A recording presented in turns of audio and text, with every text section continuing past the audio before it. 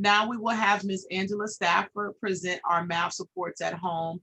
We know that a lot of our parents wanted to know how they could better support their children at home with a lot of the math strategies we use. And with the workbook being at home, it's often hard to understand how to complete those math problems when you weren't sitting in the class and, visually seeing the teacher provide the instructions. So that can be often hard. So I've asked our instructional coach, Ms. Stafford, if she could put together a little presentation for our parents to support. So without further ado, Mrs. Stafford, welcome to our weekly parent check-in. Okay, thank you. Good morning, everyone. And Ms. Campbell, if you wouldn't mind just kind of letting me know if someone has any questions in the chat. And is my full screen showing? Did it work as far as? Yes. Okay.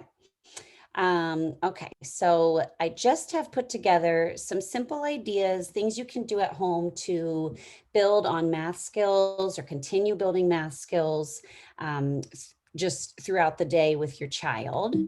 And I started with, we put a lot of focus on reading, and reading is extremely important, as we all know. However, math skills are also a strong predictor of later academic achievement. And this is shown in research, and this was pushed out in an article published by the National Association for the Education of Young Children. So I just kind of wanted to throw that in the beginning, just to show how important it is that we develop these early math skills. So what can you do to help? So just some basic things. First and foremost is to keep a positive attitude about math. The things we say are absorbed by our children, and the attitudes and the become our own students' perception as well. And so, if we're saying out loud, I was never good at math, or I can't stand math, or I hate math, our children will develop that same attitude towards math. And so we want to continue to encourage a growth mindset. So even if we don't like math, or math isn't our thing, as we might say, a growth mindset gets rid of that attitude of I'm not good at math. And it helps them see that through hard work and practice, they can be good at anything. And so we really want to keep encouraging that. So if they're struggling, we just keep saying, the more you practice and the more you work at it, the better you will be at this. And then also just show how you use math in everyday life. So, when you're measuring, that can be in baking, or also just, some projects around the house, just talking about how you need to understand math to do your measurements. And then if you're deciding how much food to make for a meal, we've got Thanksgiving coming up and Christmas. And, as Ms. Campbell said, it would hopefully be with a smaller group. But, if you're not having family over, you could talk about if you were, so maybe you're looking at a recipe and serving sizes, and, we're going to have 4 more people and there's 4 of us. So that would be double, how many would that be? And just asking them questions and having them think through these real life scenarios, or planning a party. How many slices of pizza will there be in a large, and how many will we need if there's, 16 of us? So just those types of conversations to get them thinking about, number one, oh my gosh, I will need to know this in my real life. And then they're also still solving some problems while they're thinking about it. While you're paying bills or talking about saving money, you can connect the dollars and cents to decimals. That's something the upper grades are working on, but you can still talk about, $1.57, and talk about that decimal and what it means, the places after the decimal point. And then, even just figuring out the cost of groceries, you can look through a local ad. If you're not taking your children to the grocery with you right now, you can, look through an advertisement from one of the grocery stores and add things up, have them help you make a list and put down the cost, and have them, practice adding it up. You could even practice estimation. If this is $1.99, what's that closer to? Is that to $1, or will I need $2 to pay for this? And so having those conversations as well. And then just using math language, greater than and less than, bigger and smaller, something that's heavy. Oh, this feels light. So talking about the weight, talking about shapes, you can say round, you can say circular, this is rectangular, this is a sphere, this is, hold up a canned good, this is a cylinder. Teaching them those vocabulary terms for geometry. And then absolutely, we need to let our kids know that it's okay to make mistakes. If you haven't heard Miss Campbell say this yet, you will. We talk a lot about productive struggle. And, that's how we learn. We learn, and this kind of goes along with the growth mindset as well. You learn through the struggle. If everything's easy, you're not really learning about the problem solving process. So, show them it's okay to make mistakes. Let's try this again. Why didn't that work? How do we know that this doesn't make sense? And then have them work through it again. And I know that's hard. I watch my 3-year-old, she's been practicing writing her name. And when she does her why, and I'm like I want to just get in there and do it, but I don't, because she needs to struggle through it. And, she's getting it more and more each time that she practices. Then you can also do math in your environment. You can make a fun game out of it and have your child do a scavenger hunt. You can do this, in your neighborhood. You can do it on your way to the grocery while you're, have your child look out the window, or even around your own home. You can find different coins and talk about the value of each coin, the name of each coin, have them add them up. Obviously the lower grades, you would want to start simple with some pennies and nickels and dimes, but the upper grades can move in, like I said, again, to those decimals, adding up larger values. You could even do, if I have 75 cents and this is going to cost me $2, how much more money do I need?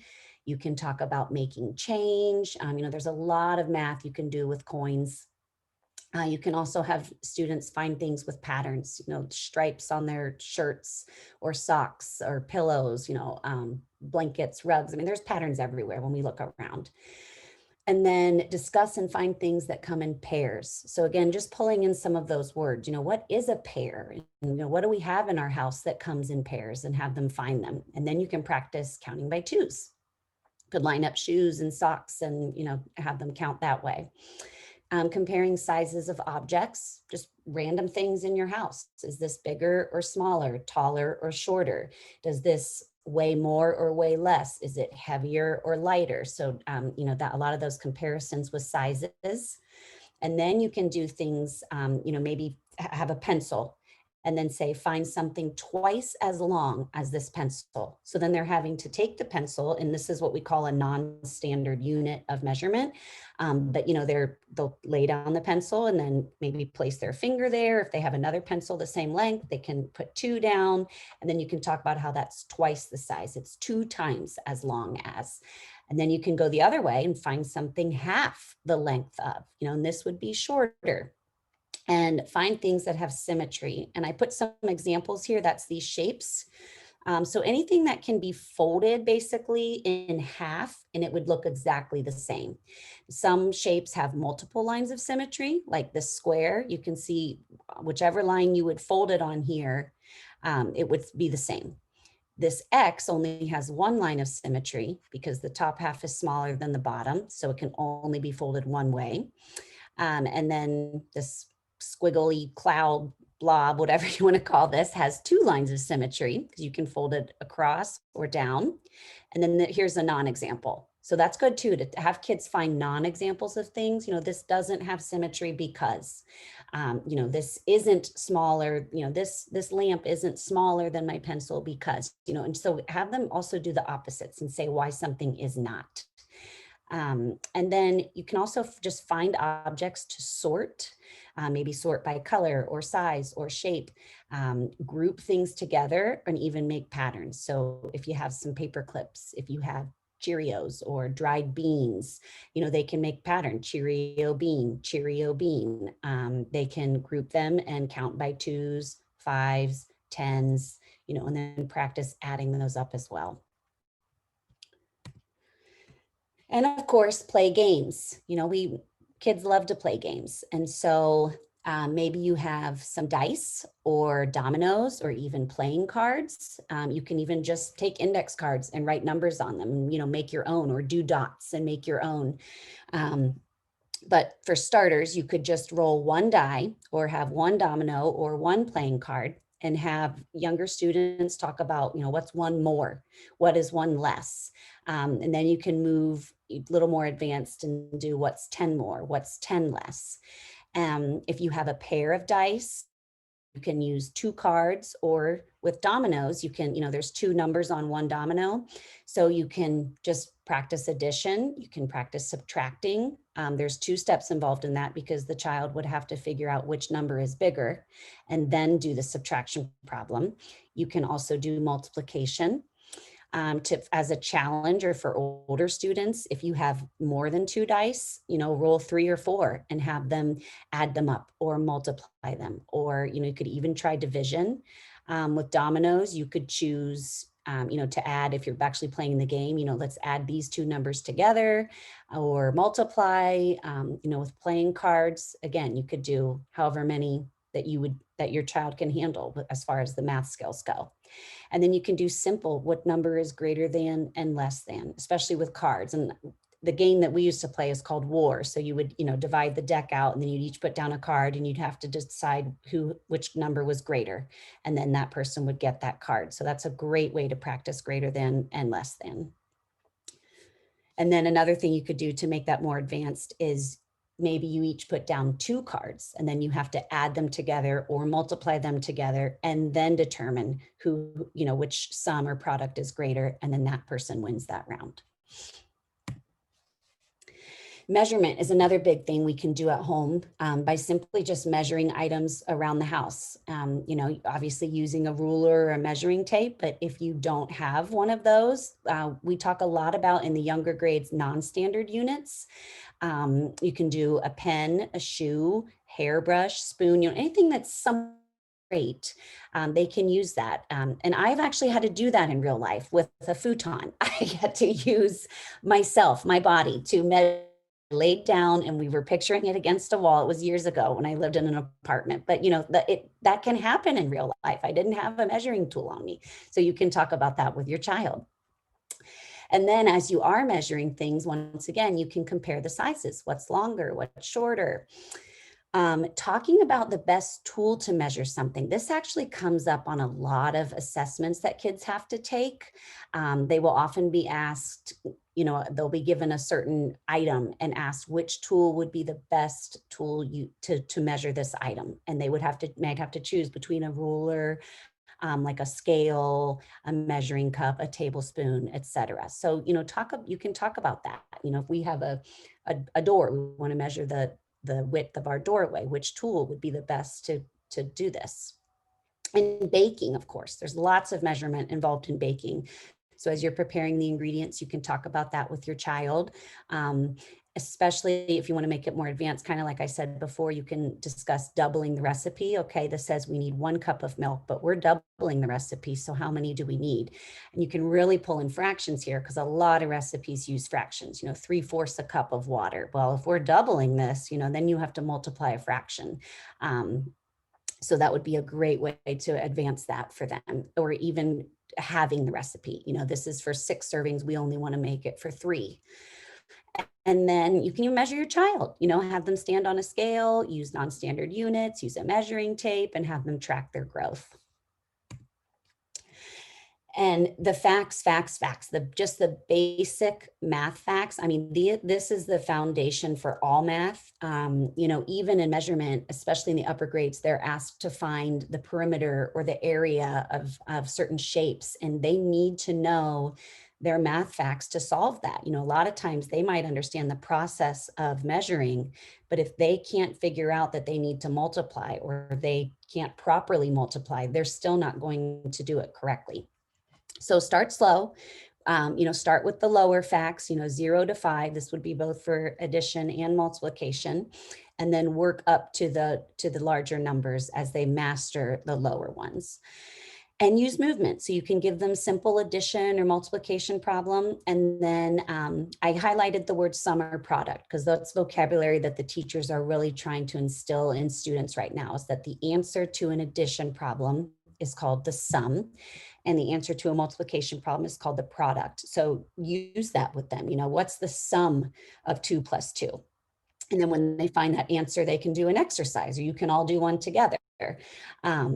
And then you just make it into a game.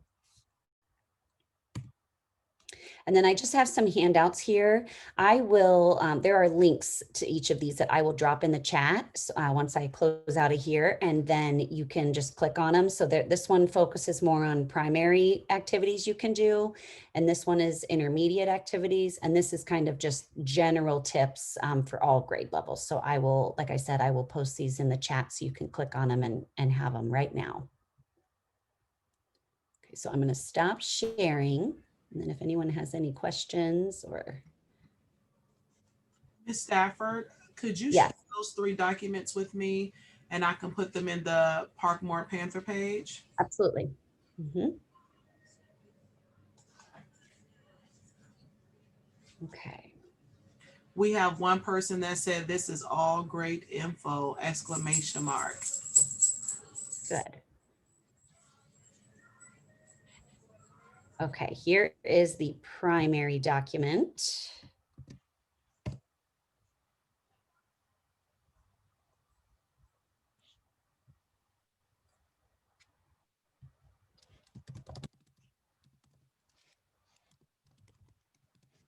Then I'm going to post the intermediate one.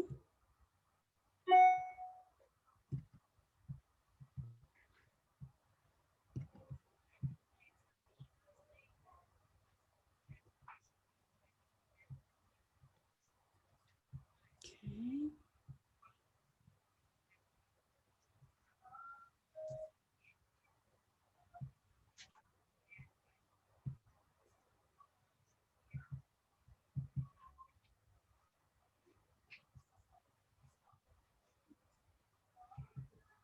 Sorry, the link went up. Here it comes.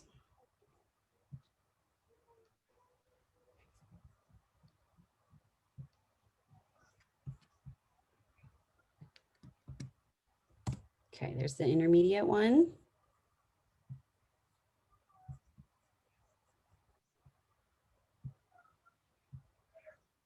And then here's just general tips.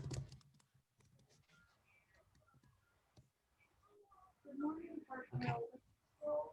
And then Ms. Campbell, I can still share them in the drive if you want for you. Yes, I would greatly appreciate that because I Okay. can share them with parents who weren't able to attend today and access the chat.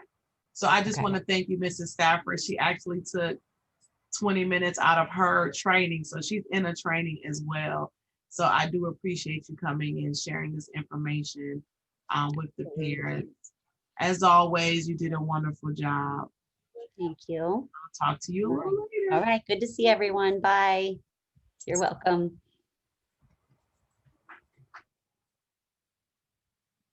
All right, so I'm back to our presentation. And as she stated, those strategies, math is everywhere. And as you all know, we would have had our math night at Kroger to prove that math is everywhere. And some of those strategies she used, I mean, they're simple strategies, but they cause your child to think critically and problem solve. And at the end of the day, that's what we want them to do, is to think critically, problem solve, and have that productive struggle. So just take that time out and think of some ways that you could problem solve in your home. You know, do you allow them to cook? Will you allow them to figure out how much money you will need for the grocery store? That's something I have Chelsea do for us. She writes our list on her iPad. Number one, it saves me time from having to write it, but she writes it on the iPad and then she figures up how much we will have to pay and did I go over budget. And so that's another way you can do with the upper grades. She's in 6th grade, so I always allow her to figure out how much we went over budget when we're at the grocery store, or are we reaching the budget limit?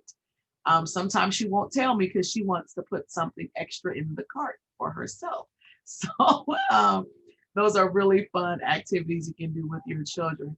So I wanted to show you all, the district has a CCS Rise Up Hub, and I wasn't sure if you all were familiar with the CCS Rise Up Hub, but I want to show you this.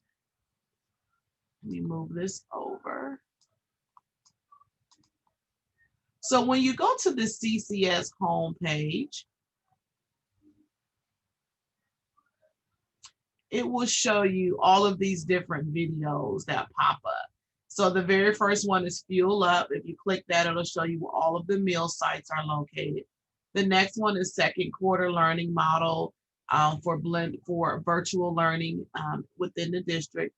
But then here is the CCS Rise Up Hub. And that's the third one you would click it. I wanted to show you there's a lot of important information that the district updates in this area.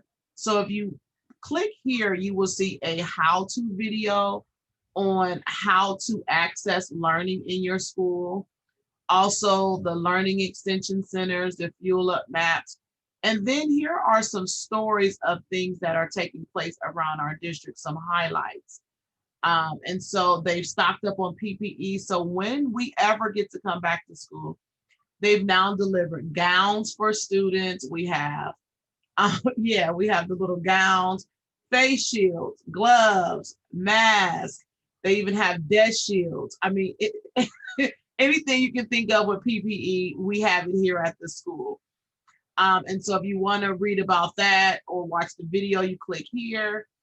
We just received a grant from Emmanuel Remy, who is a council member, and he gave us $200,000 the other day. So every student with complex needs will get iPads. This video talks about the new food that's offered. And if you go through, you'll just see the different videos. And Parkmoor has some videos on here as well.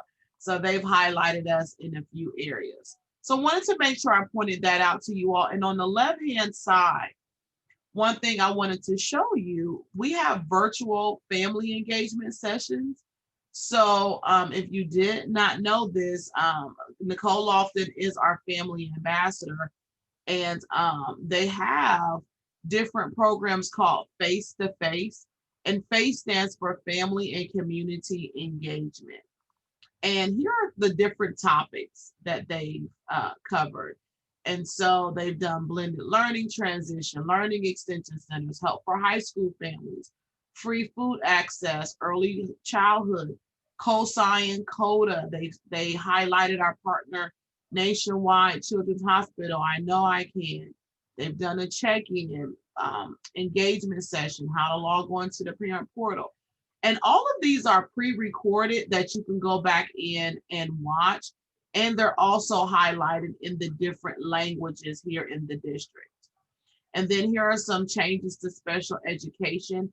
There were a lot of changes to special education this year. So if I were you, I would definitely check out this area for virtual family engagement, and they do it for an hour. I can start providing that information, but Ms. Lofton also receives this information for the families, and there's a meeting tonight. Also, they have mini lessons, mini sessions that they host on Facebook Live. And if you ever have any questions about any family issues, you can always email engage@columbus.k12.oh.us. So I wanted to make sure that I showed you all that dashboard that we have in the district.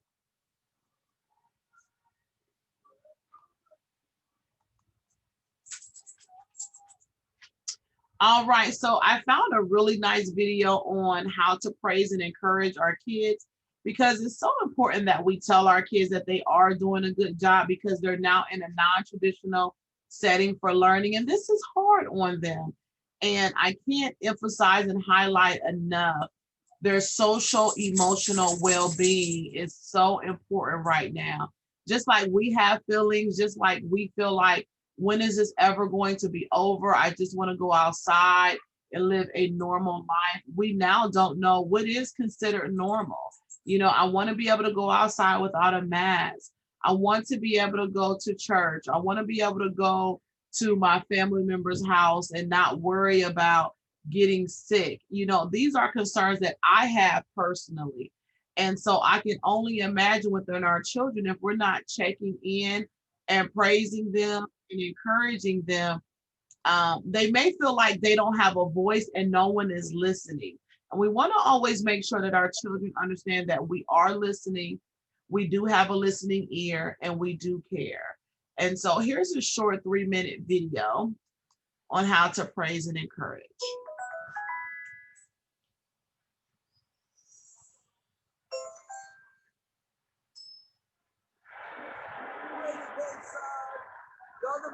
You're praising your kid all wrong. It's not your fault you're doing it wrong. You probably relish the exact same praise. You're clever. You're the best. You're gorgeous. And you're giving your child encouragement and self-confidence, right? Well, you're not. This type of praise focuses on what the child is, which in theory sounds great. All parents want their kids to be and feel smart, beautiful, and strong. But in practice, this type of praise fosters what is called a fixed mindset. I am, therefore I am. The problem with this I am mindset is that it doesn't accommodate any explanation of failure, and it doesn't allow any opportunity of getting better with effort. You are who you are, and there's just no changing it. A fairly binary and rigid paradigm, if you think about it. When you're 4 or 5 or 10 or 13, and you've been told all of your very short life that you are a particular thing, you tend to cling to doing that thing well, rather than trying new things you may not be so good at. A child praised for being smart starts to see mistakes as personal flaws. They may even avoid exploring new subjects or trying new skills they're not good at, lest they appear not smart. And that, parent, is the sound of praise blowing up in your face. So what does good praise sound like? It focuses on actions that a child can control, like trying, hard work, or perseverance.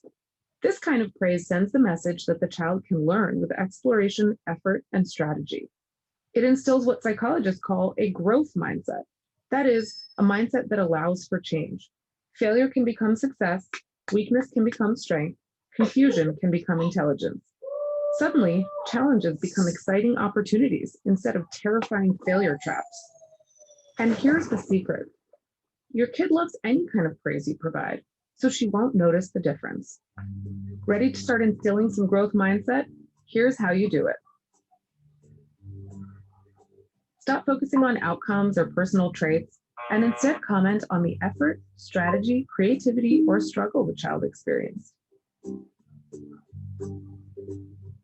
If your kid doesn't know what behavior or attitude you're praising, then they'll never be able to do it again. Tell stories of hard work, commitment, endurance, and persistence so she learns these things are more valuable than luck or talent. Very few people become the best at anything without years of hard work, dedication, and many, many failures in between. You really have to mean what you say, particularly around failure, or it kind of doesn't count. So swallow that disappointment when your kid comes home with a bad grade. Help him pivot into problem-solving mode and frame it as a challenge to work harder for the next exam. Too much of any kind of praise can make a kid expect it all the time, which kind of defeats the point. So give praise strategically. You probably knew this one was coming. Are you modeling a growth mindset in your own life? Does your child see you accepting and learning from your mistakes? Does she see you persevering towards your goal despite obstacles? Or do you throw in the towel anytime someone says you're not the best, prettiest, smartest person in the whole world? Congratulations, we really like how you stuck with this video all the way through. That showed perseverance. Keep it up.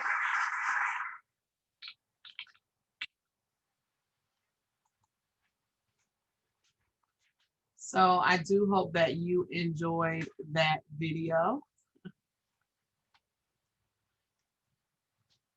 And at this time, I will take questions.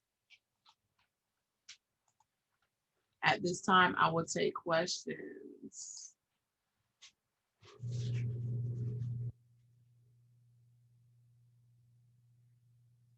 Any questions at all?